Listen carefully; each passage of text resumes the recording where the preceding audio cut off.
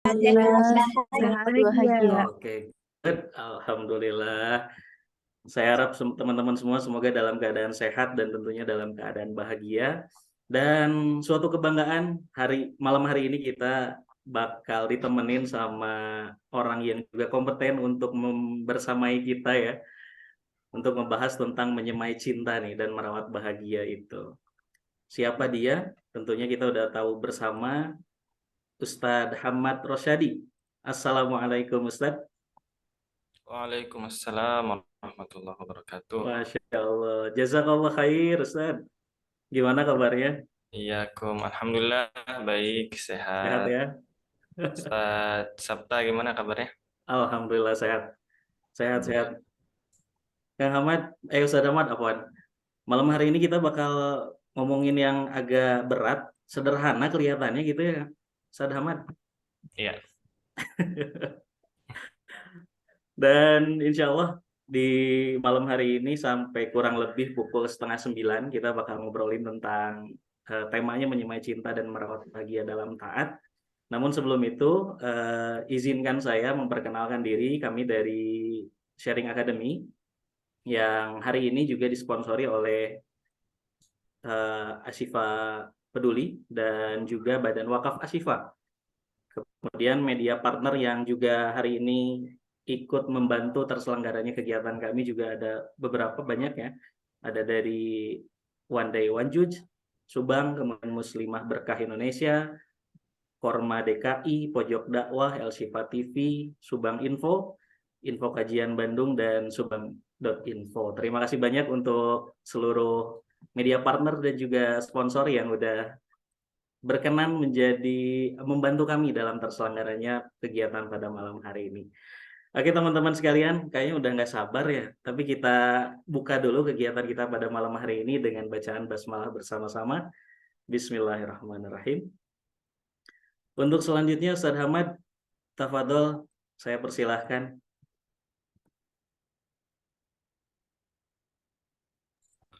Oke, bismillahirrahmanirrahim.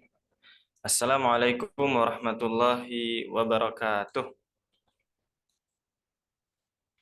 Alhamdulillah wassalatu wassalamu ala sayyidina Rasulillah wa ala alihi wa sahbihi wa man walah. Wala haula wala quwata illa billah, amma ba'd. Ini suara saya jelas? Oh ya, oke. Jelas, Ustadz? Ya. Senang sekali rasanya kita dapat berjumpa pada malam hari ini. Kita dapat belajar bersama, silaturahim, dan insya Allah kita juga akan diskusi ya. Nah, sebelum diskusi kita pengen ngobrolin atau ya membahas salah satu materi, yaitu tentang menyemai cinta dan juga tetap bahagia di dalam taat. Teman-teman yang dirahmati Allah Subhanahu wa Ta'ala, sebelumnya aku pengen menyampaikan pantun dulu nih, biar agak cair ya. Kita belajarnya santai tapi serius, serius tapi santai aja. Jalan-jalan ke rumah Pak Tani, rumahnya ada di dekat sawah. Cakep. Yang ikut belajar di malam ini, insya Allah semuanya soleh dan solehah. Ya. Amin, Amin. amin ya rabbal alamin.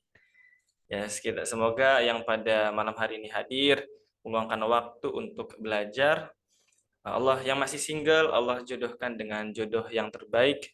Allah pertemukan dengan orang-orang yang soleh, orang-orang yang solihah, keluarganya juga menerima dengan baik. Nanti punya anak-anak yang baik. Ya. Buat yang udah berkeluarga, semoga keluarganya semakin sakinah, mawaddah, warahmah. Anak-anaknya soleh, solihah, rezekinya lancar, keluarganya sehat semuanya. Amin ya rabbal alamin. Jadi tadi aku tanya ya lewat admin tentang audiens dari malam hari ini tuh kebanyakan single apa udah menikah gitu. Soalnya temanya tentang merawat atau menyemai cinta ya dan merawat bahagia dalam taat.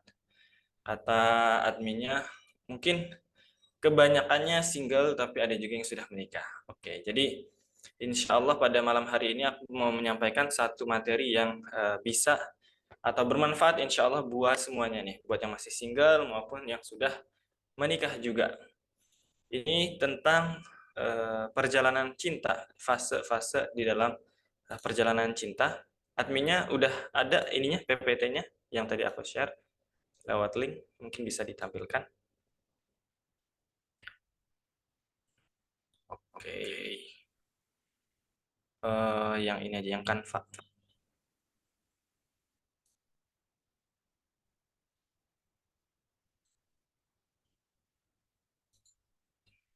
Jadi buat teman-teman yang sudah menikah, ini nanti insya Allah materinya akan bermanfaat banget untuk kita membayangkan atau lebih menyadari, lebih sadar tentang fase-fase apa saja sih yang kita hadapi gitu. Mungkin sebelumnya kita tahu nikah tuh ya bahagia, nikah tuh ya bersama-sama di dalam taat dan seterusnya. Mungkin kita udah menyadari ya, kemudian di dalam pernikahan itu ada suka dukanya nih ternyata. Bukan cuman suka aja. Tapi ini sebenarnya di fase yang keberapa sih? Nah, dan bagaimana cara kita menyikapi fase tersebut? Buat teman-teman yang masih single, materi ini insya Allah juga akan sangat bermanfaat supaya kita lebih punya gambaran yang lebih fire, yang lebih luas, yang lebih menyeluruh tentang pernikahan. Supaya kita itu dalam memasang ekspektasi seputar pernikahan, kita nggak terlalu tinggi. Nanti juga insya Allah di setiap fasenya kita akan membahas tentang apa saja yang perlu kita lakukan supaya cinta itu tetap bisa disemai dan juga bisa dijaga ya dengan ketaatan kepada Allah Subhanahu wa taala. Yang berikutnya, silakan. Next. Nah, ini ya pembahasan-pembahasan kita. Tadi konten dulu supaya ada gambaran. Yang pertama adalah makna cinta dan cinta di dalam pernikahan, kemudian 5 fase ini ya. Fase pertama fase bulan madu atau fase romantis, fase kedua fase keraguan, kekecewaan, penentuan, cinta sejati, kemudian kita bahas juga seputar tali-tali cinta. Apa saja yang bisa membuat cinta itu lebih terikat di dalam sebuah hubungan biar kita bisa jeli ya. Tapi nggak membuat kita juga tertipu. Nanti soalnya aku akan ngebahas salah satu hal yang mungkin sering disampaikan sebagai orang, tapi sebetulnya itu masih bisa diperdebatkan atau didiskusikan tentang kevalidannya. Oke, yang berikutnya. Oke, makna cinta ya. Cinta ini sebenarnya kalau didefinisikan ya teman-teman bisa beragam banget, bisa macam-macam banget. Orang memaknai cinta, ada yang bilang cinta itu adalah pengorbanan, ada yang bilang cinta itu adalah hasrat atau keinginan, ada yang bilang cinta itu adalah mengikhlaskan ya. Itu biasanya orang-orang yang habis putus gitu atau ditinggal nikah, itu berarti cinta adalah mengikhlaskan, merelakan. Ya itu semuanya benar gitu. Tapi menariknya nih teman-teman, di dalam pernikahan ya terutama di dalam surat Ar-Rum 21 kalau nggak salah ya. Ya, Ar-Rum 21 Allah Subhanahu wa taala berfirman, Bismillahirrahmanirrahim. Wa min ayatihi an khalaqa lakum min anfusikum azwajan litaskunu ilaiha wa ja'ala bainakum mawaddatan wa rahmah. Inna fi dzalika laayatil liqaumin yatafakkarun. Di antara tanda kekuasaan Allah adalah menciptakan pasangan buat kita dengan 3 tujuan atau 3 goals, 3 target dari pernikahan itu. Yang pertama adalah litaskunu ilaiha atau sakinah ya. Kita biasanya dengar sakinah, mawaddah, warahmah. Yang pertama litaskunu ilaiha supaya kita mendapatkan ketenangan dengan pasangan kita.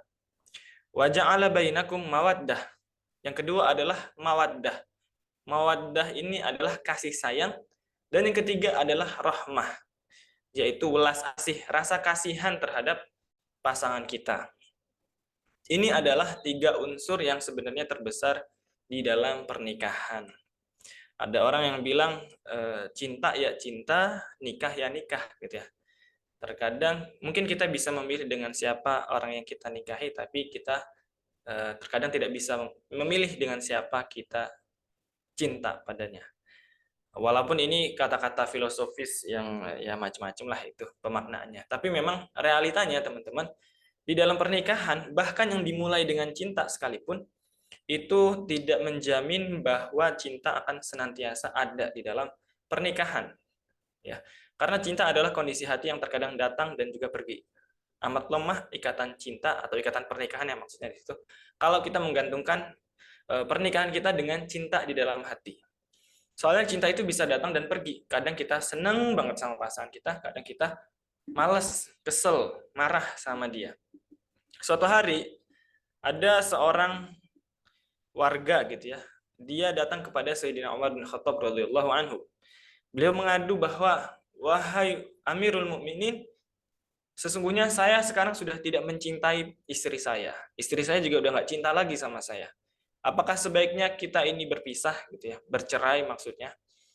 Kemudian Amirul Mukminin Umar bin Khattab radhiyallahu anhu berkata, memangnya berapa banyak rumah tangga yang dibangun atas dasar cinta?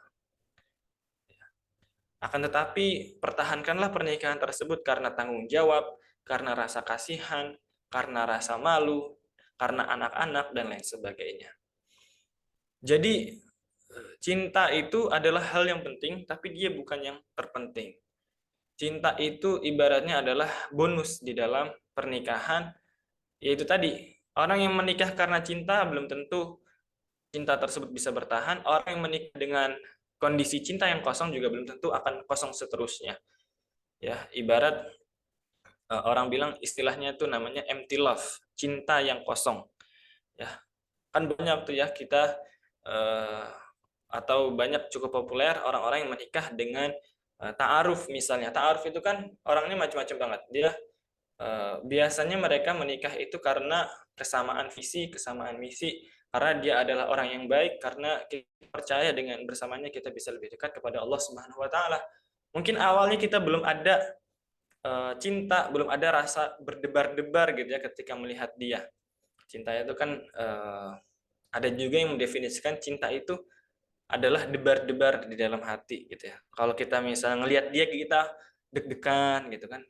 Kalau kita ngelihat atau di chat misalnya ada notifikasi kita langsung happy gitu kan. Nah, itu cinta. Mungkin kalau sama pasangan kita pada awalnya, kalau orang-orang yang terutama lewat ta'aruf, nggak seperti itu pada awalnya. Tapi meskipun masih dimulai dari kosong, tapi cinta itu bisa diisi. Nanti insya Allah juga akan kita bahas ini seputar menyemai cinta. Dan by the way, menyemai cinta itu juga adalah salah satu buku saya, cuman sekarang stoknya lagi habis. Jadi di situ kita sebenarnya bisa mengelola atau berusaha untuk menyemai cinta, menyuburkan cinta di hati pasangan kita. Nah, cinta ini penting, tapi tidak pernikahan nggak melulu soal cinta. Oke, yang berikutnya kita di sini akan kemudian membahas fase-fase di dalam pernikahan ya. Yang pertama adalah fase bulan madu. Nah, ini erat banget kaitannya sama cinta. Kalau orang-orang yang sudah menjalin hubungan sebelum menikah alias pacaran gitu ya, fase bulan madu ini ya udah terforsir gitu, udah keambil sebagiannya di proses mereka sebelum menikah itu. Tapi kalau orang yang baru menikah ya berarti dia dimulai dari akad nikah. Dan fase ini kita semua alami ya teman-teman. Semua dari kita yang menjalani hubungan dengan seseorang pasti mengalami yang namanya fase bulan madu atau fase romantisme, fase romantis. Di mana ciri-cirinya adalah yang pertama, semuanya terasa indah ya. Dunia terasa milik berdua, yang lain cuma ngontrak gitu kan. Terus apa namanya? Ya kalau melihat dia seolah-olah waktu berjalan lambat, nggak terasa gitu ya, bisa ngobrol berjam-jam. Mungkin teman-teman yang pernah mengalami fase-fase bucin ini pernah merasakan juga, misalnya ngobrol sama dia berjam-jam, atau teman-teman yang sudah menikah ketika di fase-fase ini kita bisa ngobrol sama pasangan kita semalaman, tiba-tiba udah subuh aja gitu kan. Kemudian kita sangat mudah untuk melihat kelebihan-kelebihan pasangan kita. Ya, kelebihan-kelebihannya itu terpampang di depan mata kita. Wah, dia ini begini, dia ini begitu. Kadang ada orang yang udah ngingetin kita bahwa bisa jadi kita waktu itu keliru gitu ya, salah memilih pasangan atau salah suka sama seseorang. Udah dikasih tahu nih sama teman kita, dia tuh nggak baik. Tapi kita selalu lebih memprioritaskan dia daripada omongan-omongan orang. Ya, kelebihannya sangat-sangat terpampang di depan mata kita, sedangkan kekurangannya amat mudah untuk kita maklumi. Ya. Perhatikan, kelebihannya terpampang dan kekurangannya itu mudah banget kita maklumi. Kita lebih sabar, kita lebih pemaaf, kita lebih legowo gitu ya. Ada nggak apa-apalah dia kayak gitu. Nanti juga bisa berubah. Nanti dia juga bakal begini. Nanti dia bakal begitu. Dan sulit rasanya untuk berpisah sama dia. Sulit rasanya untuk berjauh-jauhan sama dia gitu ya. Misalnya teman-teman yang baru menikah gitu ya, baru beberapa jam udah nggak ngobrol, nggak chatan, dia langsung sudah kangen gitu ya.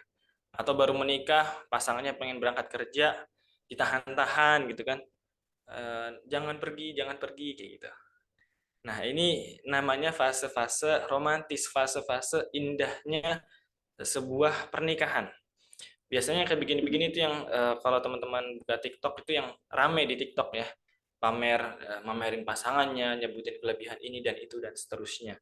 Itu tandanya dia sedang berada di fase romantisme, fase bulan madu. Kalau kita sedang berada di fase ini kalau bisa dipanjangin sepanjang mungkin. Rata-ratanya adalah 6 bulan. Rata-ratanya adalah 6 bulan. Kenapa 6 bulan doang? Soalnya fase romantisme ini sangat erat kaitannya dengan hormon-hormon di dalam tubuh kita. Jadi cinta itu sangat erat kaitannya juga dengan hormon. Hormon dopamin, oksitosin, dan beberapa hormon yang lainnya. Endorfin ya. Itu hormon-hormon yang membuat kita lebih merasa bahagia, merasa cinta, merasa kecanduan gitu. Ibaratnya kalau kita buka sosial media itu kan banyak banget dopaminnya ya, ada like dan komentar segala macam, itu kita akan seneng scroll terus kayak nggak ada bosen-bosennya. Nah begitu juga kita dengan pasangan kita di fase yang pertama ini, kita nggak pernah bosan sama dia. Yang perlu kita lakukan adalah diperpanjang fase-fase ini. Kemudian kita juga nggak perlu untuk nyinyirin ya orang yang lagi di fase ini. Kadang tuh ada kalau ada orang pamer gitu di sosial media baru nikah kan, di jalan-jalan apa segala macam, dikomenin, adek, cinta itu tidak selamanya indah adek gitu kan. Atau dikomenin, alah mereka belum ngerasain aja apa namanya, token listrik udah bunyi-bunyi gitu ya, apa cicilan di mana-mana segala macam. Itu kita nggak perlu, jangan kita ambil kebahagiaan orang lain ya. Orang lain lagi bahagianya biarin aja, karena nanti dia juga akan merasakan fase-fase yang berikutnya. Tapi kalau dari sisi kita nih, misalnya teman-teman yang masih bujang, masih single atau sudah mau menikah, kalau lagi merasakan fase ini, itu kalau bisa dirawat sepanjang-panjangnya. Gimana caranya? Dengan cara memberikan, udah mulai belajar soal komunikasi, udah mulai belajar soal love language atau bahasa cinta. Itu kita pelajarin supaya apa? Supaya kita bisa terus menyuplai kebaikan-kebaikan sehingga pasangan kita terus bisa merasakan cinta, dan demikian juga sebaliknya, jadi saling memberikan cinta. Nah, cepat atau lambat ya, sehebat-hebatnya kita. Jadi kan biasanya rata-rata 6 bulan ya, tapi orang itu bisa dari sekitar 3 bulan sampai 3 tahun. Kalau orang bisa mengelola fase pertama ini, dia akan panjang fasenya. Tapi setelah itu akan ada fase yang berikutnya, yaitu fase keraguan-raguan. Ya. Nah, ini fase yang kedua adalah fase keraguan-raguan. Kita mulai, yang tadinya kita ini benar-benar bahagia ya. Kita benar-benar happy sama pasangan yang akhirnya menikah dengan kita. Akan ada masanya di mana kita mulai merasa nggak nyaman, mulai ada keraguan-raguan di dalam hati kita, apakah aku udah benar ya memilih dia? Apakah aku akan bisa bertahan ya sama dia untuk sekian puluh tahun ke depan? Akankah aku bisa tetap romantis atau bisa tetap harmonis ya sama dia dengan sekian tahun atau sekian puluh tahun ke depan? Apa sebabnya? Sebabnya adalah karena kita udah mulai melihat nih kekurangan-kekurangan di diri pasangan kita. Kita udah mulai melihat dengan lebih jelas ya. Sebelumnya kita mungkin agak rabun gitu melihat kekurangan. Kita mulai merasa pasangan kita itu berubah, padahal sebenarnya nggak berubah. Yang sebenarnya terjadi adalah hormon-hormon tadi, endorfin, oksitosin, dan dopamin di diri kita itu udah mulai turun. Efeknya apa? Efeknya kita jadi lebih ngeh terhadap kekurangan dari pasangan kita. Misalnya sebenarnya pasangan kita tuh emang udah nyebelin dari dulu. Omongannya kadang nyelekit. Omongannya kadang dia suka bercandaannya nggak enak gitu. Sebenarnya udah kayak gitu emang dari dulu.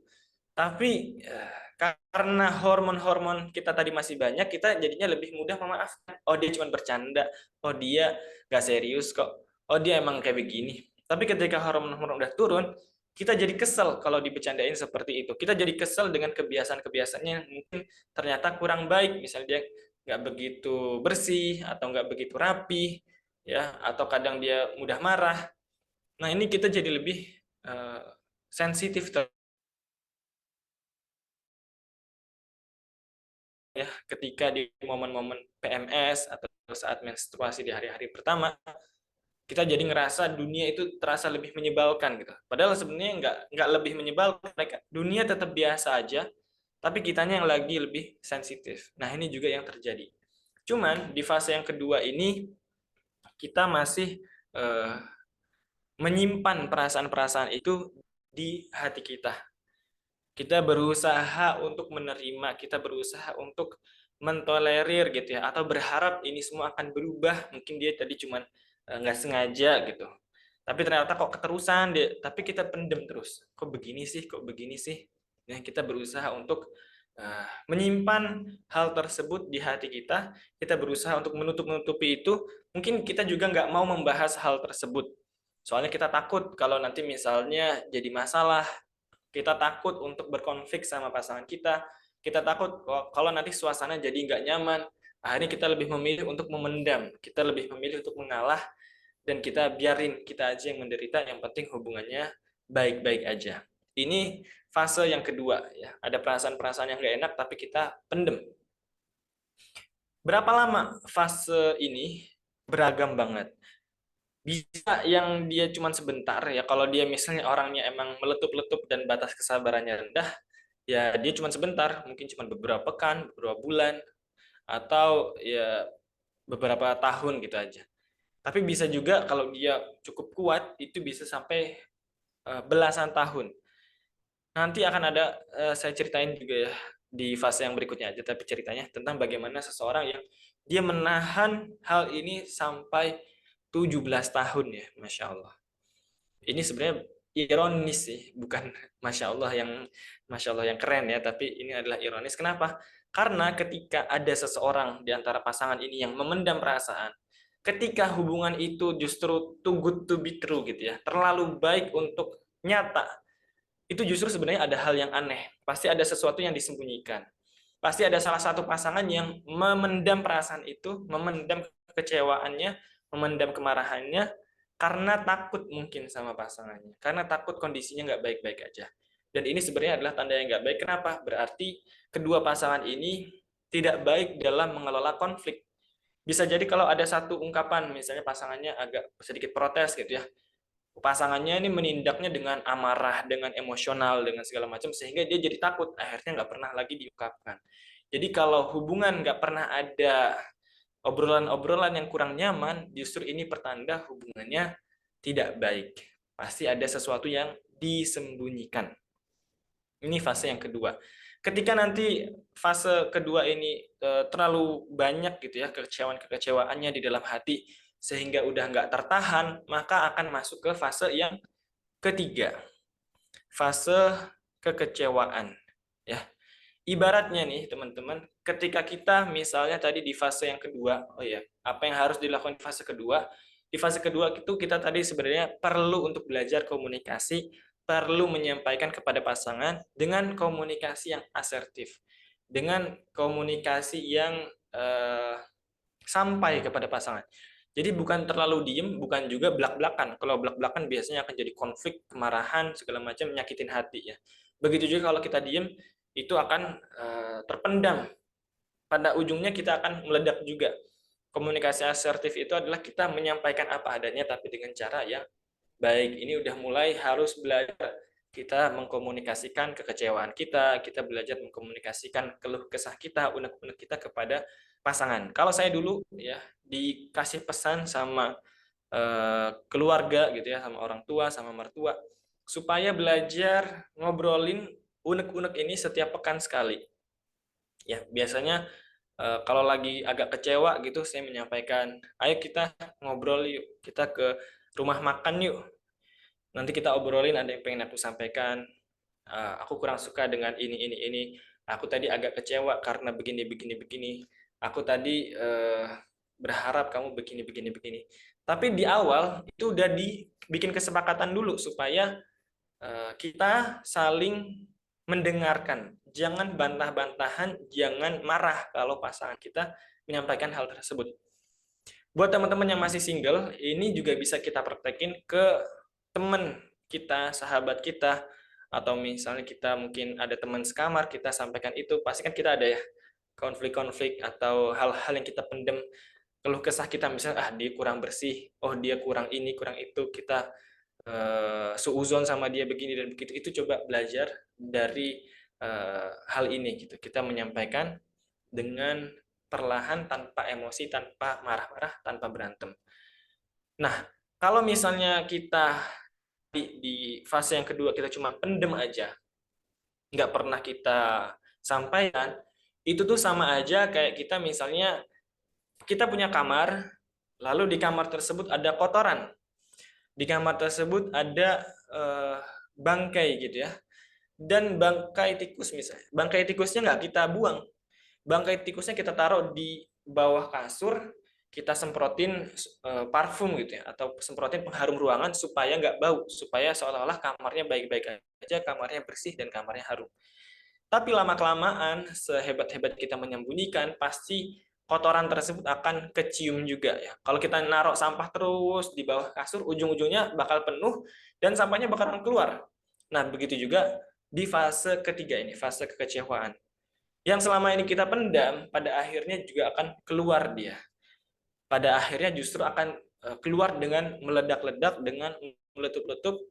Kekecewaan-kekecewaan yang kita pendam selama ini akhirnya akan keluar dengan mungkin kata-kata yang justru lebih tidak terkendali, dengan kata-kata yang lebih menyakitkan, dengan konflik yang lebih nyata gitu ya.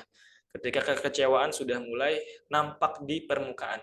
Dan kondisinya seperti ini, itu semuanya bertolak belakang dengan fase yang pertama. Kita ingat fase yang pertama tadi, semua terasa indah ya. Justru di fase yang ketiga ini, semua terasa menyebalkan. Kok ternyata hubungan itu nyebelin banget ya, ternyata nikah tuh begini banget ya, ternyata jadi istri tuh begini banget ya, ternyata jadi ibu tuh begini banget ya. Kemarin saya lihat di Twitter ada orang ngeluh gitu, marah-marah dia. Saya senang jadi ibu tapi saya nggak suka jadi istri karena suami saya begini. Nah ini tandanya dia udah kecewa banget dan kesalahannya adalah dia nge-share ya di sosial media, bukannya diselesaikan baik-baik. Yang kedua, kelebihan terpampang di depan mata itu kalau di fase yang pertama. Di fase yang ketiga justru kita susah untuk melihat kelebihan dari pasangan kita. Yang kita lihat cuman kekurangannya aja. Kekurangannya gampang banget untuk kita sebutin. Misalnya kalau kita ditanya apa hal yang membuat Anda kesal dari pasangan, kita akan bisa nyebutin 1, 2, 3, 4, 5, 6, 7, 8, 9, 10 dengan lancar, dengan cepat. Dia ini emosian, dia ini nggak rapi, dia ini begini, dia ini begitu, dan seterusnya. Ya, gampang banget. Tapi kalau kelebihannya kita susah gitu untuk ingat-ingat kelebihannya. Ini bertolak belakang banget kita. Kemudian kalau di fase yang pertama kita sulit untuk berpisah sama dia. Di fase yang ketiga, fase kita kecewa sama pasangan, justru kita senang kalau berjauhan sama dia. Kalau dia pergi, alhamdulillah, pergi gitu ya. Kalau dia pulang, waduh, jadi ribut lagi nih nanti bentar lagi. Ini tandanya kita udah kecewa banget. Kalau di fase yang pertama kita ngobrol berjam-jam nggak terasa, di fase yang ketiga justru kita malas untuk ngobrol sama pasangan. Nah, apa yang harus kita lakukan kalau sudah di fase yang ketiga ini? Ini namanya adalah fase empty love, fase kekosongan cinta. Cintanya kita kosong. Jadi ada konselor keluarga namanya Gary Chapman ya, yang beliau itu menulis tentang 5 bahasa cinta.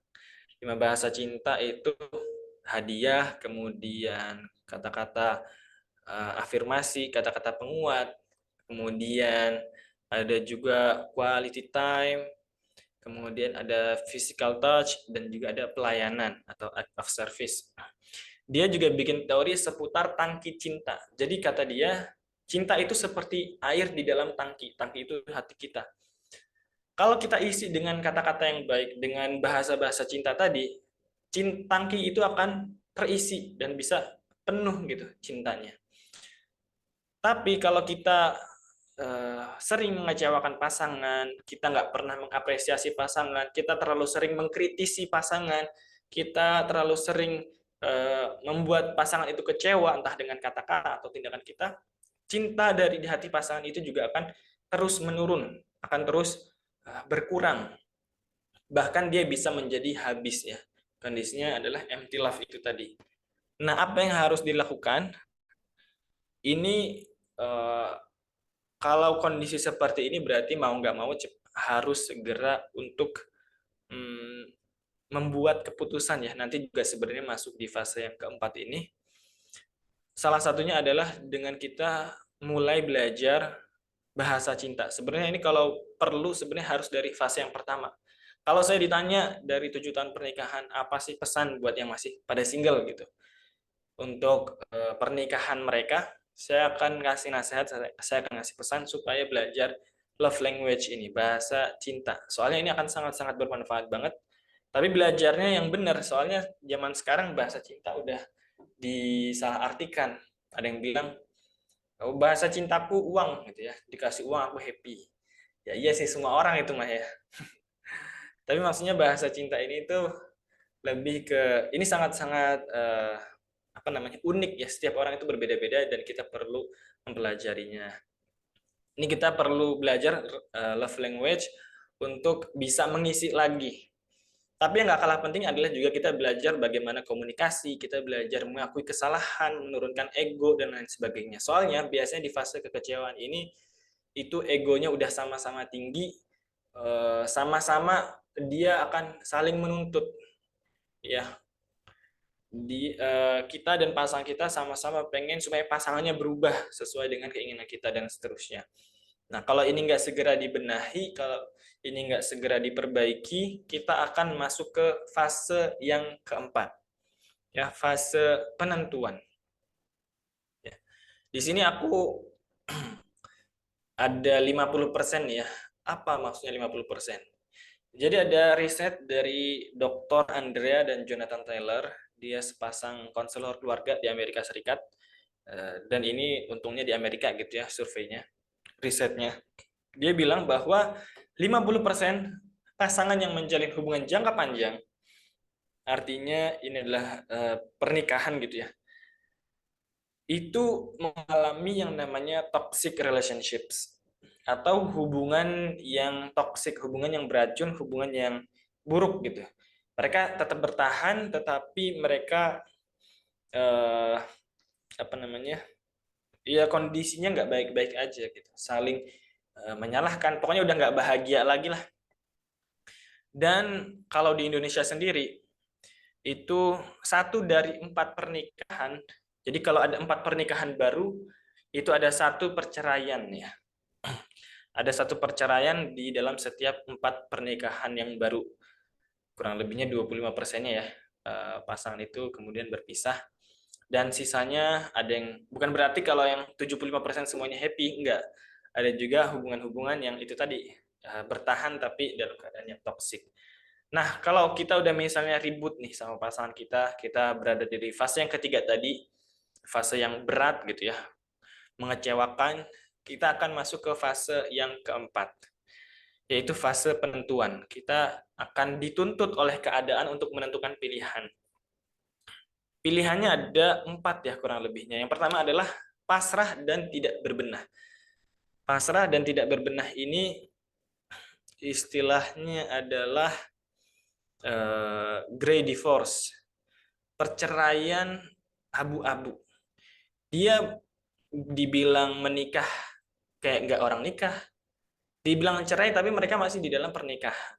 Istilahnya kayak gray divorce, kemudian empty love, Atau ada juga kalau istilahnya Pak Cahyadi Takaryawan ya, itu yang nomor 1 dan nomor 2 itu adalah mereka berpasangan tetapi tidak bersahabat. Mereka berpasangan tetapi tidak bersahabat. Maksudnya gimana? Ya mereka masih sepasang suami istri, tapi mereka udah nggak bersahabat lagi, udah nggak deket lagi. Mawaddah itu ya tadi, kasih sayang. Di dalam Al-Quran mawaddah itu artinya kalau di dalam bahasa Indonesia ataupun bahasa Inggris, mawaddah itu artinya adalah affection dan juga friendship ya. Atau kalau dalam bahasa Indonesia mawaddah kadang diartikan cinta, kasih sayang dan juga persahabatan. Jadi persahabatan itu sebenarnya juga adalah salah satu bentuk cinta ya. Tapi tanpa ada hasrat-hasrat yang lain gitu. Nah, golongan pilihan pertama dan kedua ini, pasrah dan tidak berbenah, tak pasrah dan tak berbenah, itu adalah mereka-mereka yang berpasangan tetapi tidak bersahabat. Mereka secara formal masih suami istri, tapi udah nggak ada lagi tuh kasih sayang di antara mereka. Nggak ada lagi ketenangan di antara mereka, nggak ada belas kasihan di antara mereka. Mereka sering ribut, atau kalaupun nggak ribut ya, pasrah dan tidak berbenah ini, kondisinya adalah ya udah emang kayak ginilah pernikahan. Gitu. Kita menganggap bahwa pernikahan tuh ya udah pahit gitu. Nggak ada kebahagiaan di dalam pernikahan. Pernikahan bahagia itu cuma di awal-awalnya aja. Tapi yang sebenarnya kebanyakannya itu nggak bahagia. Ini pasrah dan tidak berbenah. Mereka ketika ngobrol cuman ngobrolin soal anak, cuman ngobrolin soal rumah tangga aja, ngobrolin soal pekerjaan dan lain sebagainya. Udah nggak pernah lagi ngobrolin sepasang suami istri sebagai pasangan. Biasanya ini pernikahan-pernikahan di atas 10 tahun ya. Kalau masih di bawah 10 tahun mungkin masih ada mesra-mesranya gitu. Tapi kalau 10 tahun, 20 tahun itu mulai ujian-ujiannya seperti itu. Nggak semuanya, tapi sebagian seperti itu. Pasrah dan tidak berbenah. Kemudian yang kedua adalah tak pasrah dan tidak berbenah. Kalau yang pertama tadi itu kayak udah nganggep ya udah nikah tuh emang kayak gini, ya udah kita jalanin pernikahan tersebut yang menyebalkan ini gitu ya. Yang kedua, tidak pasrah tapi tidak berbenah. Ini yang namanya toxic relationships. Kita nggak seneng sama pasangan kita yang seperti itu, kita juga nggak ada kemauan untuk belajar. Akhirnya ribut aja tuh, pernikahan ribut terus. Tapi mereka nggak mau pisah, nggak mau cerai. Kenapa? Karena malu, karena gengsi, karena lain sebagainya. Tapi nggak mau ada berbenah, nggak ada yang mau belajar di antara keduanya. Akhirnya jadinya berantem terus, toksik terus. Ada salah seorang pembaca itu dia cerita tentang kondisi kedua orang tuanya yang mereka menikah udah puluhan tahun, tapi ternyata bapaknya sama ibunya nih sering berantem. Dan bukan cuma berantem, bapaknya sering ngata-ngatain ibunya ke anaknya. Sebaliknya juga ibunya sering ngatain bapaknya ke anaknya. Ibumu tuh begini, begini, begini. Bapakmu tuh begini, begini, begini. Dan itu bertahan bertahun-tahun. Ya, bayangin gimana kondisi mental dari anaknya. Dan 50% hubungan jangka panjang tuh seperti itu. Menurut risetnya Dr. Andrea dan Jonathan Taylor di Amerika. Dan dampaknya ya, dampak dari toxic relationships atau toxic marriage ini juga sangat-sangat besar, baik kepada kondisi mental kedua pasangan ini dan juga kepada anak-anaknya. Kepada anak-anaknya pasti berat ya buat anak-anak melihat orang tuanya itu berantem terus, melihat bapaknya merendahkan ibunya, melihat ibu merendahkan bapaknya. Ini pasti akan menyisakan trauma-trauma dan kondisi yang nggak baik di hati mereka. Kemudian yang ketiga adalah pasrah dan menyerah. Pasrah dan menyerah ini maksudnya adalah berpisah gitu ya. Mungkin udah berat banget untuk dijalanin, mungkin udah berusaha diperbaiki tetapi gagal, akhirnya menyerah dan berpisah seperti itu. Dan yang keempat, yang ketiga ini adalah istilahnya kalau di dalam Al-Quran itu tasrihun bi ihsan, berpisah baik-baik. Dan yang kelima tidak pasrah dan berbenah, yaitu kita mempertahankan hubungan dan kita perbaiki hubungan tersebut di dalam Al-Quran. Istilahnya adalah imsakun bima'ruf. Ya. Jadi kalau versi Al-Quran, kondisi fase penentuan ini sebenarnya cuma dua. Ya, yang buat Muslim itu cuma dua, imsakun bima'ruf au tasrihun bi ihsan. Kalau kita udah sulit dengan pasangan kita, itu kan tentang tolak ya. At-talaqu marratan fa imsakun bima'rufin aw tasrihun bi ihsan. Tolak yang diperbolehkan rujuk itu cuma 2 kali. Setelah itu tinggal 2 pilihannya. Imsakun bima'ruf, kamu mempertahankan dan berbenah baik-baik dua-duanya, atau tasrihun bi ihsan, atau kita lepaskan pasangan kita dengan baik-baik, jangan diceraikan dengan buruk-buruk. Jadi kondisi kita sebenarnya pilihannya itu cuma yang 3 dan 4. Dan sebaiknya sih pastinya 4 gitu ya. Karena kondisi 1 dan 2 itu akan menciptakan pernikahan yang kemudian tidak ideal. Walaupun ya masih lebih baik gitu ya. Kalau nomor 1 itu kadang baik ya. Kalau maslahatnya memang lebih besar, tapi kalau yang nomor 2 itu udah jelas tidak baik. Bahkan terkadang bisa saja pernikahan yang tadinya kita harapkan sebagai ladang amal solih, ladang ibadah, itu kalau jadi toksik, itu justru menjadi ladang kemaksiatan. Kenapa? Karena kita jadi buruk sangka sama pasangan kita, kita jadi bertengkar dengan dia, dan kita tidak ada kesabaran lagi. Mungkin saling cela, mungkin ada yang menggugurkan atau tidak melaksanakan kewajibannya, dan lain sebagainya. Sehingga pernikahan bukan lagi jadi ladang amal solih, justru menjadi ladang maksiat. Ini yang berbahaya. Makanya kalau kita mungkin pernah mendengar ya kisah khulu yang pertama atau gugatan cerai yang pertama, itu pernah terjadi di zaman Rasulullah SAW, di mana ada seorang sahabiyah, dia mengadu kepada Rasulullah SAW. Beliau mengatakan bahwa sesungguhnya aku tidak menyukai kekufuran setelah keimanan. Maksudnya adalah beliau tidak ingin kufur terhadap suaminya.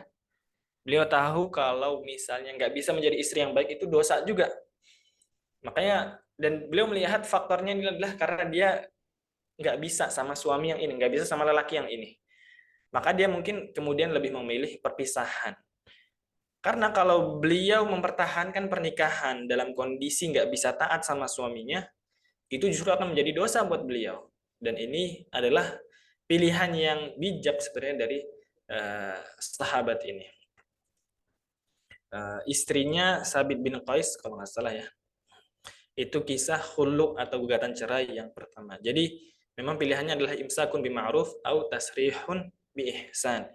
Nah, kalau kita akhirnya kemudian memilih untuk yang keempat ini, kita nggak pasrah dengan keadaan, kita mau memperbaiki hubungan, kita mau berbenah, maka kita akan masuk ke fase yang kelima, fase cinta sejati.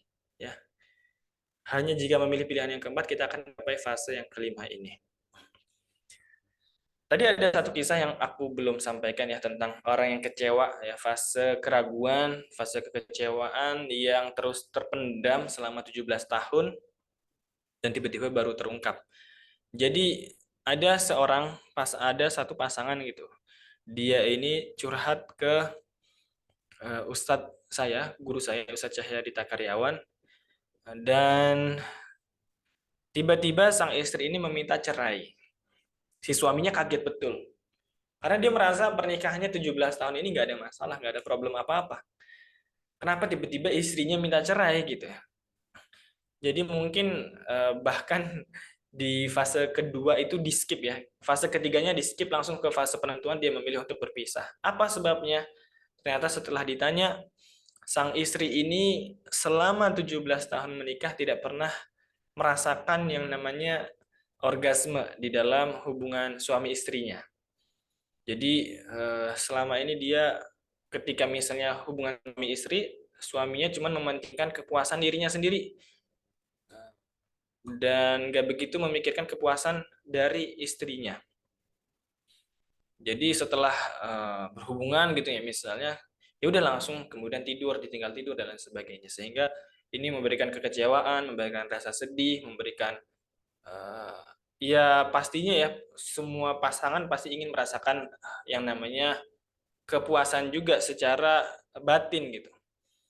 Dan ini dia tidak temukan dan dia nggak berani untuk menyampaikan, mungkin karena terlalu tabu dianggapnya gitu ya. Mereka adalah orang-orang yang aktif juga di dalam dakwah, mereka mungkin takut untuk membicarakan hal ini dan seterusnya. Padahal kalau udah emang di usia-usia pernikahan, orang-orang yang sudah siap nikah, seharusnya ini bukan lagi pembicaraan yang tabu gitu untuk dibahas, apalagi di antara suami dan istri. Kemudian akhirnya karena tadi dia mungkin ngerasanya suaminya nggak berubah-berubah, kemudian dia juga terasa begitu terus, dia merasa kecewa sekali dan langsung memutuskan untuk ingin berpisah. Nah, ini sebenarnya ya salah dua-duanya gitu ya. Dari suaminya seharusnya dia belajar untuk bisa memberikan kepuasan batin, dari istri juga perlu belajar berkomunikasi, menyampaikan gitu, bahwa dia menginginkan ini, menginginkan itu, dan seterusnya. Nah, tadi kalau akhirnya kita memilih untuk memperbaiki diri, kita akan masuk ke fase cinta sejati. Cinta sejati ini sebenarnya istilah aja ya, true love gitu. Bukan berarti, ya, waktu itu saya pernah bahas tentang ini, terus ditanya, bukannya cinta sejati itu cuma untuk Allah ya? Waduh, ya iya, cuman ini maksudnya dalam konteks berpasangan gitu ya, pasangan suami istri. Maksudnya cinta sejati itu gimana? Cinta yang kita ini lebih mengerti tentang pasangan kita. Kalau kita di fase yang pertama tadi, fase bulan madu, kita tuh mencintai seseorang karena hal-hal positif di dirinya. Karena hal-hal yang membanggakan dari dirinya, mungkin parasnya, mungkin hartanya, mungkin prestasinya, dan lain sebagainya. Tapi di fase cinta sejati, kita tetap bangga dengan hal tersebut, tapi kita ada tambahan. Saya mencintai dia meskipun dia begini, meskipun dia begitu, meskipun dia begitu. Saya mencintai pasangan saya meskipun dia ternyata kurang rapi. Saya mencintai pasangan saya meskipun ternyata dia masih perlu belajar lagi, dan seterusnya. Ini baru yang namanya cinta sejati ya. Cinta yang lebih teruji, cinta yang lebih kokoh ya. Cinta yang lebih mengerti satu sama lain. Karena di dalam proses kita belajar, tadi di fase keempat, kalau akhirnya kita memutuskan untuk belajar, memutuskan untuk berbenah, kita jadi akan belajar untuk lebih mengenal pasangan kita. Kita akan lebih berusaha untuk memahami pasangan kita. Kita akan jalin komunikasi di antara berdua gitu ya. Sehingga kita jadi saling paham. Dan kelima fase ini bukan fase yang linear ya. Bukan fase yang linear. Kalau udah fase cinta sejati akan bahagia selama-lamanya, enggak. Tapi ini adalah fase yang sirkular. Dia akan berputar. Jadi setelah fase cinta sejati, kita akan masuk ke fase yang pertama lagi, fase indahnya cinta. Tapi setelah itu kita akan ada ujian lagi, ujian kedua, fase 2, 3, 4, lalu masuk lagi. Jadi akan putar terus. Mungkin di putaran-putaran pertama, kita itu nggak butuh belajar teori relationships, nggak butuh belajar teori hubungan suami istri yang gimana-gimana. Mungkin kita masih bisa meraba-raba, kita masih bisa belajar sendiri, otodidak gitu ya. Oh, harus begini, oh, harus begitu, oh, harus begini, dan seterusnya. Tapi di putaran kesekian, kita terkadang perlu untuk konsultasi, kita terkadang perlu untuk belajar baca lagi, kita mungkin perlu belajar bertanya sama konselor keluarga. Ada salah satu pembaca buku, beliau cerita, jadi waktu saya menulis buku itu tuh usia saya 24 tahun ya, buku Menyemai Cinta yang kita bahas sekarang secara garis besar ya. Saya menulis di usia 24. Kemudian ada yang ngasih testimoni, waktu itu saya padahal nggak minta gitu. Dia tiba-tiba ngasih testimoni, dia bilang bahwa pernikahan saya sudah berusia 22 tahun. Jadi udah hampir seusia saya waktu itu. Pernikahannya udah berusia 22 tahun, dan selama 22 tahun itu ujian-ujian pernikahannya nggak begitu berarti, artinya mereka masih bisa untuk menghandle, masih bisa, mungkin mereka juga adalah orang-orang yang suka belajar gitu, jadi mereka bisa ngehandle itu sendiri, mungkin dari baca buku atau pernah mendengar kajian segala macam, akhirnya bisa terlewati. Tapi di usia yang ke-22 tahun, mereka kondisinya udah hampir berpisah. Mereka kondisinya udah hampir bercerai karena ada ujian yang katanya berat gitu. Nggak dijelasin sih. Cuman setelah itu qadarullah, beliau melihat ada postingan di explore Instagram, postingan Instagram saya gitu, Cinta Dalam Angka waktu itu. Kemudian dia baca, dan dia baca bukunya. Kemudian dibaca berdua sama suaminya. Ya, Masya Allah. Setelah itu beliau bilang, ya, yang tadinya udah hampir berpisah jadi seperti baru menikah. Ya. Ini menunjukkan ini tadi di fase-fase ujian itu, di fase yang keempat tadi ya, dia itu udah tinggal milih kan mau pisah atau mau berbenah. Tapi ternyata mereka akhirnya memilih berbenah sehingga masuk ke fase yang cinta sejati, lebih mengerti lagi, oh pasanganku tuh dia kayak gini karena ini. Oh, ternyata supaya pasangan lebih seneng, lebih enjoy, lebih betah, ternyata harus begini. Oh, ternyata begini cara komunikasi yang baik. Oh, ternyata begini cara supaya kita didengarkan oleh pasangan kita. Sehingga ketika itu udah dipelajari lagi, mereka masuk ke fase yang pertama lagi, yaitu fase indahnya cinta. Jadi kayak pasangan yang baru menikah lagi. Ya, Masya Allah. Ini di atas karunia Allah juga gitu. Jadi dia akan berputar setelah kita merasakan indahnya cinta lagi, akan ada ujian-ujiannya lagi, tapi itu akan lebih bisa kita hadapi ya kalau kita mau belajar, kalau kita udah punya tambahan ilmu. Ada yang tanya, bisa nggak sih dari fase yang pertama langsung fase yang kelima gitu ya, dilompatin? Ini nggak bisa. Ya. Kita nggak bisa nyekip fase 2, 3, 4. Kenapa? Karena cinta yang sejati itu harus diuji. Ya. Cinta sejati itu harus diuji. Harus ada ujiannya untuk kita bisa bilang kita benar-benar cinta sama pasangan kita, itu akan harus diuji. Kalau nggak ada ujiannya, nggak ada buktinya. Semua orang bisa mengklaim saya mencintai pasangan, cinta saya ini cinta sejati. Tapi kalau nggak ada ujiannya, itu bukan cinta sejati. Itu cuma klaim aja. Atau jangan-jangan dia masih di fase yang pertama itu. Sehingga kemudian di fase kedua, ketiga, dan keempat dia gugur gitu ya. Alhamdulillah min zalik. Yang berikutnya. Nah, ini kita bahas secara singkat tentang hal-hal atau faktor-faktor yang bisa menjadi tali cinta. Ya. Hal-hal yang bisa mengikat kita dengan pasangan agar lebih kokoh ya. Yang pertama adalah dari segi spiritual, dari segi ketaatan kita kepada Allah Subhanahu wa taala. Kondisi spiritual yang baik dengan Allah dapat membuat hubungan semakin baik karena adanya kesamaan visi dan juga tujuan. Ini kalau kondisinya sama-sama dekat gitu ya sama Allah. Itu akan bisa membuat tali cinta kita menjadi lebih kuat dengan pasangan kita. Tapi ini adalah salah satu tali aja. Makanya nggak bisa, bukan menjadi sebuah jaminan bahwa ketika kita dekat sama Allah Subhanahu Wa Taala, begitupun pasangan kita, maksudnya pasangan ini soleh dan solehah, pasti hubungannya baik-baik aja, itu bukan jaminan teman-teman.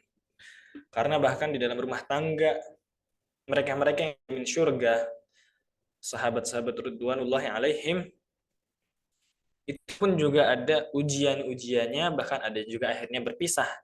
Jadi bukan semata-mata, ini adalah salah satu tali yang bisa menguatkan kondisi hubungan kita dengan pasangan. Yang kedua adalah faktor internal atau faktor dalam. Ini penting juga sebagai tali penguat, dan menurut saya ini adalah salah satu yang paling penting gitu ya. Bagaimana komunikasi kita, kerjasama kita, toleransi, persahabatan, saling support kita dengan pasangan, ini akan sangat-sangat menguatkan cinta kita. Karena kalau kita bilang faktor spiritual adalah faktor yang terkuat, nanti bagaimana kita menjawab orang yang misalnya nunjukin, loh dia orangnya ateis, loh dia orangnya nggak taat, tapi kok rumah tangganya harmonis ya, tapi kok rumah tangganya baik-baik aja gitu. Biasanya mungkin kita cuma bisa menjawab itu istidroj gitu ya, cuman itu kurang memuaskan pikiran kita. Jadi ada sunatullahnya juga gitu di dalam pernikahan itu. Salah satunya adalah faktor internal ini, faktor bagaimana kita mengelola hubungan kita dengan pasangan, komunikasinya, toleransi, kerjasama, kemudian saling support, saling mendukung, saling memaafkan, saling memahami. Ini yang sangat-sangat penting. Ya, ini inti itu ini kalau menurut saya. Kemudian ada faktor luar juga, misalnya rasa malu terhadap masyarakat. Kalau misalnya kita bertindak gak baik gitu ya, Kemudian tanggung jawab sebagai orang tua, sebagai pasangan, ini kan tanggung jawab itu dari Allah gitu ya. Atau faktor luar lain, misalnya anak dan sebagainya, pekerjaan yang membuat hubungan tetap bertahan meski cinta sudah tiada. Ya, ini biasanya itu salah satu bentuk cinta yang tadi aku sebut bahwa empty love ya misalnya. Itu adalah kondisi di mana kita tetap mempertahankan hubungan meskipun sudah tidak ada perasaan gitu. Itu namanya empty love. Kita masih berkomitmen untuk meneruskan pernikahan meskipun cintanya udah mulai hilang.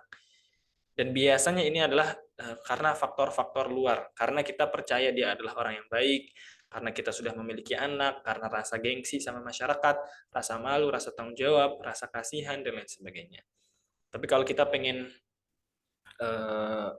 rumah tangga yang baik, cinta kita dengan pasangan itu kuat, ini tiga-tiganya mesti kita kuatkan ya, mulai dari spiritual, faktor internal, dan juga faktor luar ini juga kita perlu sadari, suka ataupun tidak suka. Oke, yang terakhir sebagai closing statement-nya, cinta adalah rasa ya, ini closing statement dari saya, bahwa cinta itu adalah rasa. Perasaan. Kita semua mungkin juga pernah merasakan cinta, baik itu cinta monyet ataupun yang lain sebagainya. Tapi cinta adalah rasa dan mencintai adalah kerja. Kita tidak perlu belajar untuk bisa merasakan cinta, tetapi kita perlu belajar untuk bisa mencintai. Ya, sekian yang bisa saya sampaikan. Terima kasih banyak. Nah, saya kembalikan ke moderator untuk masuk ke sesi yang berikutnya, sesi tanya jawab. Terima kasih.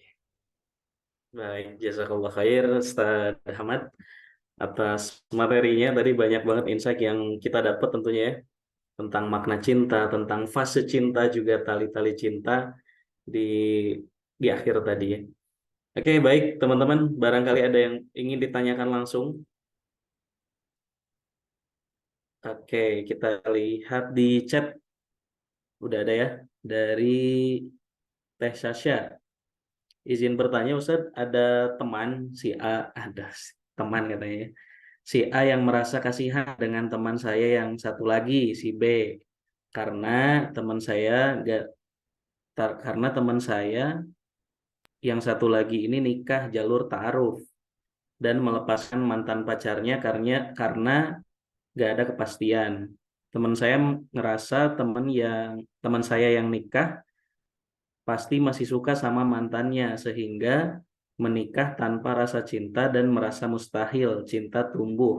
Padahal sebelumnya tidak saling kenal. Bagaimana menurut Ustadz? Ustadz Ahmad, pertanyaannya cukup jelas belum? Iya, jelas-jelas. Menarik Jelas ya? sih ini. Oke. Pertama, itu ngapain si A mengasihani si B, padahal belum tentu yang dia kasihani itu sekasihan itu. Bisa jadi sebenarnya si B bahagia-bahagia aja gitu. Tapi sebenarnya nih ini mungkin yang ditanyakan lebih utamanya adalah tentang sebenarnya cinta bisa nggak sih ya tumbuh gitu ya, padahal sebelumnya tidak saling kenal gitu. Nah, teman-teman, masalah dia tadi si B melepaskan mantannya itu belum tentu dia masih menyisakan rasa loh. Bisa jadi sikapnya yang tidak jelas, sikapnya yang tidak pasti itu justru membuat si B ini kecewa dan mulai hilang respect, hilang rasa, hilang harapan dengan mantannya. Jadi si mantan jangan terlalu pede gitu ya, karena pernah jadi mantan gitu. Kemudian, bisa nggak sih cinta itu tumbuh padahal sebelumnya nggak saling kenal? Ini sangat-sangat bisa. Jadi tadi seperti yang saya bilang, memang terkadang ada cinta yang berbentuk dia ini adalah rasa debar-debar dan seterusnya. Tapi dia juga bisa ya cinta yang berupa passion, hasrat, keinginan, kemudian rasa rindu, rasa sayang.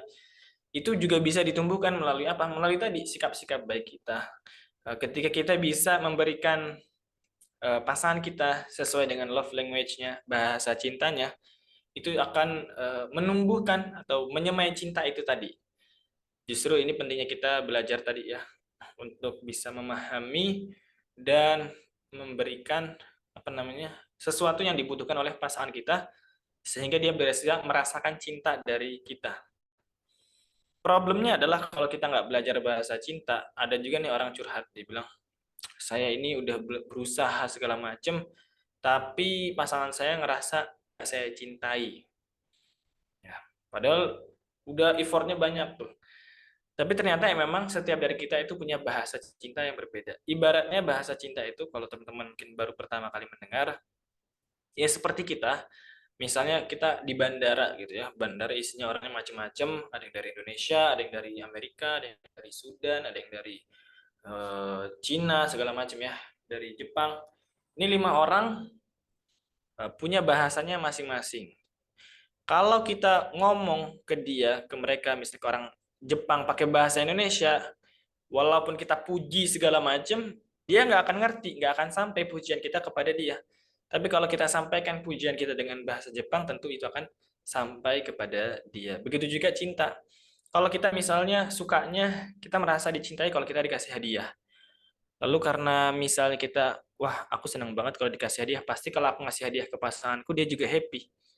Akhirnya kita kasih hadiah terus. Bisa jadi pasangan nggak begitu happy. Kenapa? Bisa jadi bahasa cintanya itu lain. Mungkin bahasa cintanya adalah quality time. Dia lebih seneng kita temenin, ngobrol bareng, makan bareng, daripada dikasih hadiah segala macam. Nah, itu kalau kita bisa memberikan bahasa cinta yang tepat buat pasangan kita, akan tumbuh itu cinta-cinta tadi. Jadi, apakah mustahil? Tentu tidak ya. Kalau kita tahu caranya, kalau kita bisa tepat, insya Allah cinta itu bisa ditumbuhkan. Seperti itu. Wallahu a'lam. Bahkan kalau misalnya kita juga ada cinta gitu sama seseorang, sama pasangan atau sama mantan tadi, itu juga bisa hilang. Cinta itu nggak abadi. Makanya tadi aku bilang cinta itu bisa datang dan pergi gitu ya. Jadi jangan terlalu pede kalau jadi mantan seseorang. Itu kan temannya saya. Iya, temannya Mas. Oke. Nah, Oke, Teh Sasha, mudah-mudahan terjawab ya pertanyaannya. Kita lanjut ke pertanyaan selanjutnya dari Kang Ali. Izin bertanya terkait ta'aruf, gimana jika kita ragu terhadap orang tersebut karena khawatir gak bisa membimbing. Semisal kita berharap mendapatkan pasangan yang setidaknya mengerjakan sunnah selain yang wajib, apakah itu termasuk ke dalam menunda jodoh? Tafadhal, Ustaz. ya, Bismillah. Kalau kita misalnya ragu orang tersebut karena khawatir tidak bisa membimbing, apa menunda jodoh? Sebenarnya kita semua berhak sekali untuk memiliki kriteria ya, berhak untuk memilih, berhak untuk menentukan pilihan. Masuk perempuan, perempuan itu juga sangat-sangat boleh untuk memiliki keputusan mau sama yang gimana gitu. Dan kalau misalnya kita terutama dalam masalah kafaah ya atau kufu atau kesetaraan, itu memang yang perempuan sangat-sangat dianjurkan memilih yang setidaknya setara secara kondisi agamanya ya, secara khusus, atau yang lebih baik. Jadi kufu itu kan ada yang agama, ada yang status kemerdekaan diri ya, maksudnya merdeka atau budak, kemudian harta, kemudian pekerjaan, dan juga status sosial. Kalau yang budak ini udah nggak relate. Yang tiga, pekerjaan, harta, status sosial itu boleh ditoleransi kalau misalnya perempuan siap. Tapi kalau soal agama ini jangan. Soalnya lelaki adalah memang diposisikan sebagai qawam atau mereka yang bertanggung jawab. Jadi memang sebaiknya dia yang kondisinya itu sama atau lebih baik. Jadi kalau saya pribadi nggak menganggap bahwa itu adalah menunda jodoh, tapi memang kita juga perlu tetap realistis ya. Kriteria sunnahnya kayak gimana, misalnya, wah saya pengen punya pasangan yang dia ini senantiasa sholat tahajud 11 rakaat, wah, dan puasa Senin Kamis rutin, bisa puasa Daud gitu kan, sunnah itu kan. Cuman itu kan berat ya, nggak semua orang bisa. Nah ini mungkin bisa ditolerir, maksudnya kalau ini memang adalah hal yang sangat-sangat fundamental atau sangat-sangat prinsip, maka nggak apa-apa kita pertahankan. Misalnya kayak sholat wajib, atau dia nggak boleh yang merokok misalnya, atau nggak boleh yang minuman keras segala macam, Ya ini dipertahankan, tapi kalau misalnya sunnah, apalagi sunnahnya yang masih luas gitu, mungkin dia nggak mengerjakan sunnah A, tapi dia mengerjakan sunnah yang B, dan lain sebagainya, itu masih, menurut saya masih bisa ditolerir. Tapi tetap kembali lagi, setiap orang itu juga punya hak, dan punya hak untuk memilih, seperti itu. Wallahu a'lam bishawab. Wallahu a'lam bishawab. Jazakallahu khair. Mudah-mudahan terjawab Kang Ali. Selanjutnya saya, karena ini ada yang raise hand dari Kak Korin Aksanil Jannah. Boleh silahkan mau langsung bertanya. Bismillah, Afwan, kalau misalnya kurang jelas, mohon izin bertanya, Ustaz. Untuk ini mungkin minta pandangannya aja sih.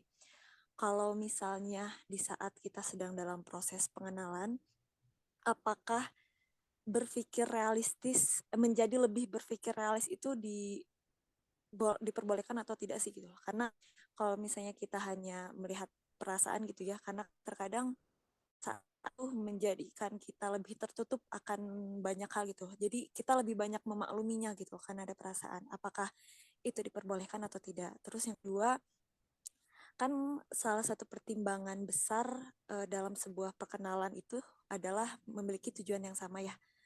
Apakah kesesuaian misi atau langkah-langkah dalam mencapai tujuan tersebut itu menjadi hal yang penting juga atau enggak sih gitu? Ataukah hanya cukup dengan kita punya tujuan yang sama, oke bisa langsung maju buat proses selanjutnya gitu? Ataukah punya misi atau langkah-langkah yang sama pun menjadi pertimbangan yang cukup berat juga? Terima kasih. Oke, terima kasih. Kak Korin, silahkan Ustaz Hamad bisa langsung dijawab. Terima kasih banyak Kak Korin atas pertanyaannya. Tadi yang pertama tentang bolehkah kita realistis ya? Sebenarnya bukan boleh, justru bahkan harusnya kita realistis, wajib kita harus realistis dalam memilih pasangan. Kalau bisa bahkan saya menyarankan buat teman-teman yang sedang proses ta'aruf atau berkenalan, itu supaya menetralkan perasaannya. Jangan terlalu udah baper duluan gitu ya. Bahkan termasuk juga dalam doa-doanya itu doanya netral aja. Saya pernah menyampaikan bahwa bahkan terkadang kalau kita terlalu memaksakan dalam doa pun kita bisa keliru juga gitu. Singkat aja ya ceritanya. Jadi ada seorang laki-laki, dia ini doa sama Allah, ya Allah jodohkan saya dengan fulanah. Mungkin dia sangat indah gitu di matanya. Kemudian Allah kabulkan doa tersebut betulan. Tapi ternyata setelah mereka menikah, memang benar dia punya kelebihan ini dan itu, tapi ternyata dia juga punya kekurangan. Kekurangan-kekurangan lain yang ternyata si laki-laki ini nggak bisa terima gitu, nggak bisa ditoleransi. Setiap kita kan pasti punya kekurangan ya, tapi setiap kita juga punya batas-batas lah atau punya kriteria tersendiri. Ibaratnya tuh saya pernah tanya, gimana sih maksudnya Mat? Bukannya kalau setiap orang bucin tuh pasti ini mentolerir gitu.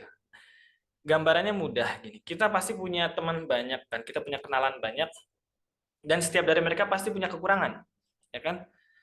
Tapi pasti ada orang-orang yang kita ini nggak apa-apa deket-deket sama dia, walaupun dia punya kekurangan ini, kita fine-fine aja bersahabat dengan dia. Tapi ada juga orang lain, sebenarnya dia secara umum baik, tapi dia juga punya kekurangan nih, beberapa hal, mungkin ngomongnya kurang enak, suka nggak jelas, apa segala macam. Kita akhirnya malas temenan sama dia. Nah, itu juga itu sebagai gambaran gitu ya. Yang tadi tuh orang berdoa itu tadi ternyata di dalam pernikahannya ada kekurangan-kekurangan yang nggak bisa diterima, akhirnya mereka berpisah. Makanya kita juga memang perlu realistis, kita perlu logis dalam memilih pasangan, kita timbang, kalau perlu dicatat nih, baik-baiknya di apa, kurang-kurangnya apa. Kemudian kekurangannya ini bukan berarti nilai minus gitu ya. Bisa aja itu adalah hal-hal yang bisa kita terima, tapi bisa aja kalau misalnya kita merasa, wah ini kayaknya aku nggak bisa kalau pasanganku seperti ini. Maka ini menjadi catatan gitu. Kemudian yang kedua, apakah kita perlu sampai merinci soal misinya? Terkadang perlu ya, terkadang perlu. Atau ya ada kondisi-kondisi di mana emang yang penting visi aja, kalau emang secara umum nggak jauh berbeda. Tapi terkadang kita juga perlu membicarakan terkait misi atau langkah-langkahnya. Misalnya ada pernikahan tuh suami istri Baru 3 bulan tiba-tiba dia datang ke guru saya, Ustadz Cahyadi. Si suami bilang, istri saya telah membohongi saya. Wah, kaget kan? Apa ini baru 3 bulan udah dibilang dibohongin gitu. Kemudian kenapa? Apa yang terjadi gitu? Si suami cerita bahwa istrinya ini tiba-tiba dibilang, alhamdulillah keterima. Si suaminya bingung, apaan keterima gitu kok alhamdulillah keterima. Habis itu istrinya bilang, alhamdulillah ini aku keterima di kampus dari Australia. Aku senang banget, ini udah aku targetin dari aku masih S1. Dari baru tahun pertama, tahun kedua. Si suaminya kaget, loh kamu nggak bilang-bilang kalau pengen studi di Australia? Bismillah, ya, kamu belum tahu. Ya, cita-citaku dari dulu gitu. Si suami bilang, aku nggak bisa kalau kita harus pindah ke Australia. Aku udah punya pekerjaan yang cukup stabil di sini dan nggak pengen pindah ke Australia. Akhirnya mereka jadi ribut gitu. Jadi ini adalah hal yang nggak tersampaikan ketika ta'aruf. Sebenarnya perempuan pengen studi ke luar negeri setinggi-tingginya itu nggak apa-apa, baik gitu ya. Si laki-laki punya pekerjaan dan pengen bertanggung jawab juga baik. Cuman kan ini secara misi itu bahkan mungkin visi juga ya itu nggak ketemu gitu. Makanya ini mungkin perlu dibicarakan. Walaupun nggak harus yang detail-detail banget. Ini supaya menjadi lebih jelas aja, maksudnya jalannya tuh bagaimana sih nanti ke depannya seperti itu supaya tidak ada konflik-konflik atau meminimalisir konflik di dalam pernikahan. Oke.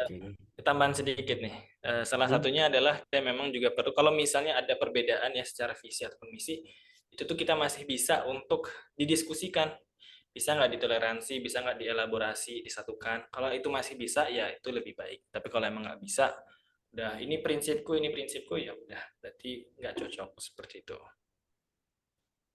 Oke, cukup Ustaz. Korin, mudah-mudahan terjawab ya. Oke, Ustaz Ahmad, Afwan, boleh satu pertanyaan lagi nggak? Iya, boleh boleh. Nggak apa-apa ya. Oke, paling dari Kak Gilang. Nah, karena tadi perempuan 2 ya, laki-laki 1. Terakhir kita pertanyaan dari Kak Gilang. Izin bertanya Ustaz mengenai pasangan. Pasangan kan merupakan cerminan dari diri kita. Apabila diri kita belum baik, apakah bisa memilih pasangan yang baik agar dapat dibimbing olehnya? Selain itu, bahwa jodoh itu kan takdir. Jika kita memilih pasangan, apakah jodoh itu bisa dirubah? Hmm, oke, Masya Allah Kak Gilang. Yang pertama, jodoh cerminan diri. Kalau kita misalnya nggak baik, apakah bisa punya pasangan yang baik yang bisa membimbing? Jawabannya bisa. Dan sebenarnya saya kurang setuju dengan ungkapan jodoh cerminan diri ya. Eh, jadi kalau menurut saya jodoh ya jodoh aja gitu. Kadang ada orang baik dapat istri nggak baik, kadang ada wanita baik dapat suami nggak baik. Itu hal yang terjadi gitu dalam sejarah juga. Kita tahu Nabi Nuh, Nabi Lut itu istri-istrinya pada nggak baik gitu ya. Kemudian Sayyidah Asiyah suami juga nggak baik. Kemudian ya banyak sih sebenarnya kisah-kisah eh, problem-problem gitu ya orang-orang solih ternyata Allah uji dengan pasangan yang kurang baik.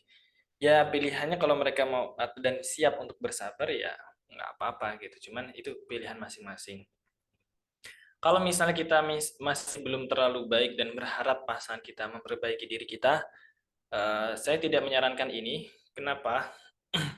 Karena tetap aja proses memperbaiki diri itu yang paling baik adalah ketika kita punya motivasi atau keinginan dari diri kita sendiri terlebih dahulu. Jangan kita gantungkan, jangan kita taruh harapan kita pada orang lain.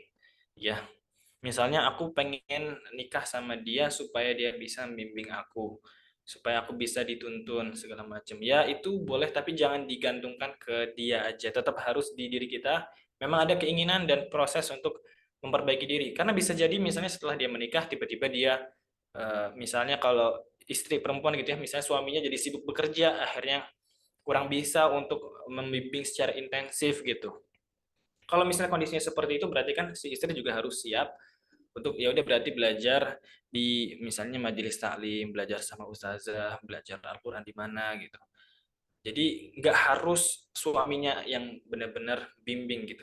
Ya walaupun boleh-boleh aja kalau memang bisa, tapi kadang kondisinya itu tidak semulus itu.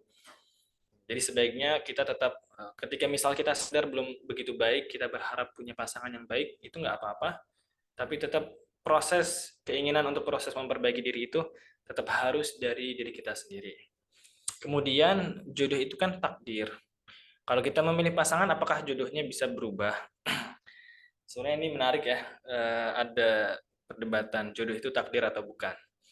Cuman saya pengen tanya, kalau orang yang tanya soal apakah bisa merubah takdir jodoh gitu, saya tanya, emangnya Anda tahu siapa takdir Anda? Jadi kita nggak perlu berpikir soal bisa nggak merubah takdir. Jadi kita jalanin proses-prosesnya, kita berdoa sama Allah, kita usaha ikhtiar deketin orang tuanya, kita lobby mungkin gurunya apa segala macam, ya itu ikhtiar kita. Kalau akhirnya kita menikah dengan dia berarti takdir kita, alhamdulillah. Kalau belum berarti ya bukan takdir kita. Jadi kita nggak perlu terlalu memikirkan bisa nggak ya saya mengubah takdir gitu ya. Karena kita sendiri nggak ada yang tahu takdir kita bagaimana, siapa takdir kita, berapa rezeki kita ya. Yang penting kan kita usaha ikhtiar. Ya, berapa yang kita dapat, siapa yang kita dapat, itulah takdir kita insya Allah. Ya, Allah alam. oke, Masya Allah. Jazakallah khair, Ustaz Hamad. Afwan teman-teman, sebenarnya ini masih banyak yang nanya, Ustaz, tapi tentunya kita juga dibatasi oleh waktu. Jadi mohon maaf teman-teman yang udah nanya baik lewat chat dan ada beberapa juga yang raise hand. Untuk saat ini kita belum bisa tampung, tapi ini pertanda bahwa kita harus ketemu lagi, Ustaz Hamad. Insya Allah, insya Setuju ya, Ustaz ya? Masya Allah, jazakallah khair. Sekali lagi kami ucapkan terima kasih. Allah. Banyak hal yang tadi dibahas dan saya yakin itu semuanya nggak ada gajinya, nggak ada tulangnya, daging semua, selamat. Singkat tapi banyak banyak banyak ibroh, banyak insight yang kami dapat. Intinya gimana cara kita bersikap dalam menghadapi fase-fase cinta yang ada itu ya. Bukan tentang bisa atau enggaknya, tapi cara kita bersikapnya seperti apa. Dan ini adalah salah satu bentuk ikhtiar kita untuk memantaskan, untuk menguatkan cara kita bersikap menghadapi fase-fase cinta yang ada gitu ya. Kurang lebihnya sekali lagi kami ucapkan terima kasih dan kita doakan sama-sama mudah-mudahan Ustaz Hamad sekeluarga diberikan kesehatan oleh Allah Subhanahu wa taala. Jazakallah khair atas ilmu pengalaman yang telah dibagikan ke kami semua, Ustaz Hamad. Ya, sama-sama. Masya Allah. Oke, sebelum ditutup teman-teman semua, tentunya kita akan menghadapi tamu istimewa. Kita akan kedatangan tamu istimewa di 10 hari mendatang, yaitu bulan Ramadan. Maka dari itu kita sambut dengan berbagai hidangan kebaikan ya teman-teman ya. Dan tentu salah satu kebaikan yang bisa kita lakukan adalah beramal soleh dengan sedekah dan zakat, juga hal-hal lain yang bisa membantu rekan-rekan atau saudara-saudara kita. Dan saya mengajak teman-teman semua untuk bersedekah, menyisihkan sebagian rezekinya di Ashifa Peduli, di Badan Wakaf Ashifa juga seperti itu. Saya mau tutup, kalau tadi Ustaz Hamad ditutup dengan pantun, saya pengen menyampaikan satu quote dari Fajar Setboy. Kalau kata Fajar Setboy, cinta itu jangan kayak hotspot teman-teman. Pas dekat dia terhubung, pas jauh dia nyari perangkat lain buat tersambung. Gitu. Oke teman-teman, Masya Allah, jazakallah khair, jazakumullah khair, teman-teman bisa hadir di malam hari ini. Mudah-mudahan ilmu yang kita dapat bermanfaat. Kita sama-sama tutup kegiatan kita pada malam hari ini dengan bacaan hamdalah dan doa kafaratul majelis. Alhamdulillahirabbil alamin. Subhanakallahumma wa bihamdik, asyhadu an la ilaha illa anta, astaghfiruka wa atubu ilaik. Mohon maaf apabila banyak kesalahan dalam penyampaian materi, penyampaian saya sebagai moderator dan MC pada malam hari ini. Aku lupa lihat, astagfirullah li wa lakum. Wassalamualaikum warahmatullahi wabarakatuh. Waalaikumsalam warahmatullahi wabarakatuh. Jazakallah sahabat. Banyak, saya izin pamit ya. Jazakallah Tafadhol, khairan Ustaz.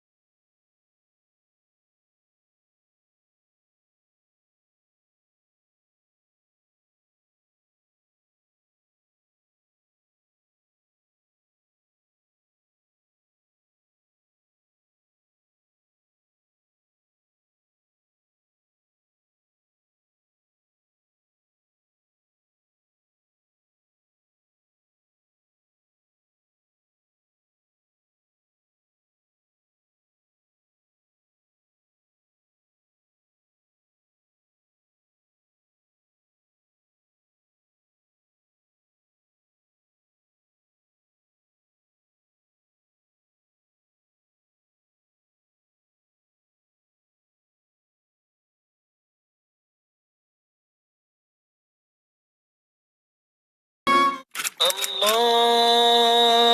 Akbar, Allahu Akbar, Allahu Akbar. Sahabat, setiap tahunnya pada bulan Ramadan, Ashifa Peduli menyambut dengan menebar banyak kebaikan kepada masyarakat. Begitu pula dengan program Ramadan 1444 Hijriah Berkah Tanpa Batas. Alhamdulillah telah terlaksana dengan baik. Kebaikan sahabat pada Ramadan tahun lalu ini telah dirasakan manfaatnya oleh masyarakat dan kebaikan ini telah terekam jejaknya. Sebanyak 18